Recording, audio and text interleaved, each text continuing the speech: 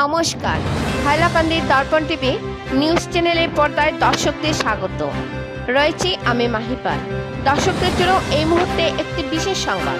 সহপাঠীদের হাতে গুরুতর জখম দশম শ্রেণীর এক ছাত্র।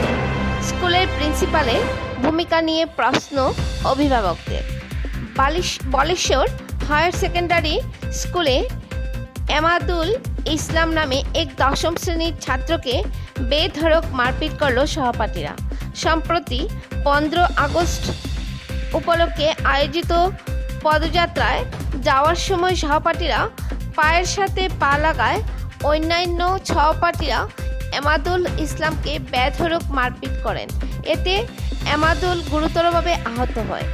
এদিকে এমাদুলের পিতা ঘটনার খবর পেয়ে তড়িঘড়ি স্কুলে পৌঁছান এবং স্কুলের প্রিন্সিপালকে এ ব্যাপারে অবগত করে ব্যবস্থা গ্রহণ করার জন্য আর্জি জানালে প্রিন্সিপাল কোনো পদক্ষেপ নেয়নি, বরং এমাদুলের পিতাকে চিকিৎসা মহাবিদ্যালয়ে নিয়ে চিকিৎসা করানোর পরামর্শ দেন। প্রসঙ্গত হচ্ছে, ঘটনা ঘটেছিল বলেশ্বর হায়ার সেকেন্ডারি স্কুলের ক্যাম্পাসের ভিতর, কিন্তু প্রিন্সিপালের বক্তব্য ঘটনা ঘটেছে স্কুল কমপ্লেক্সের বাইরে, তাই এ বিষয়ে ওনার কোনো ভূমিকা নেই। ছাত্রছাত্রীদের বক্তব্য ঘটনাটি স্কুলের ভিতরেই ঘটেছে। ঘটনা যাই হোক না কেন, নিজের স্কুলের একজন ছাত্রকে এভাবে গুরুতর জখম অবস্থায় তার পিতামাতার কাছে ছেড়ে দেওয়ার ব্যাপারটা একজন অভিভাবকের কাছে সত্যই অপ্রাসঙ্গিক এবং হৃদয় বিদারক। সমস্ত ঘটনার ন্যায় বিচার চেয়ে আহত ছেলের পিতা থানায় এক মামলা দায়ের করেছেন এবং অমানবীয় এই কর্মকাণ্ডের সাথে জড়িতদের শনাক্তকরণ করে উপযুক্ত ব্যবস্থা গ্রহণ করার দাবি জানিয়েছেন তিনি। স্কুল অধ্যক্ষের এহেন ভূমিকায় অভিভাবক মহলে তীব্র প্রতিক্রিয়ার সৃষ্টি হয়েছে। বিস্তারিত দেখুন হাইলাকান্দি থেকে পাঠানো আমাদের প্রতিনিধি সিপ্রিয়ান ডায়াসের রিপোর্টের মাধ্যমে। হাইলাকান্দি দর্পণ টিভি। পরবর্তী খবর পেতে চোখ রাখুন হাইলাকান্দি দর্পণ টিভির পর্দায় এবং নিত্য নতুন খবর পেতে চ্যানেলটিকে অবশ্যই একটি লাইক ও ফলো করে দেবেন, যাতে সবার আগে গরম খবর আপনাদের কাছে পৌঁছতে পারে। ধন্যবাদ। নাম এমাদুল ইসলাম, বলেশ্বর হায়ার সেকেন্ডারি স্কুলও পড়ে। আজকে কোন ক্লাসে পড়ে? 10।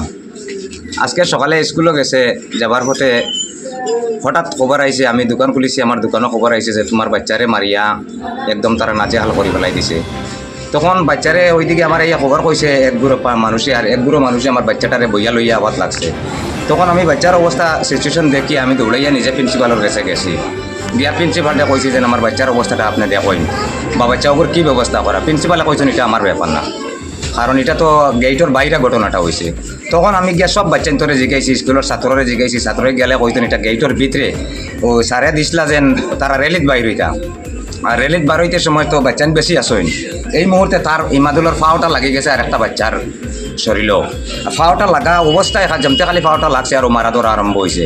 এমনভাবে মারছে আর কি, আপনারা আরও ছাত্র জিগাইলেও পাইবা বা আমার বাচ্চাটাও এখন বর্তমানে জলালপুর মেডিকেল নিছি। জলালপুর মেডিকেল নেবার বাদে খালাইন রেফার করছেন, এখন খালাইন রেফার থেকে আবার মেডিকেল রেফার করছেন। আমি এখন এই মুহূর্তে রেফার লই জিয়া শিলচা লইয়া যাই আর কি।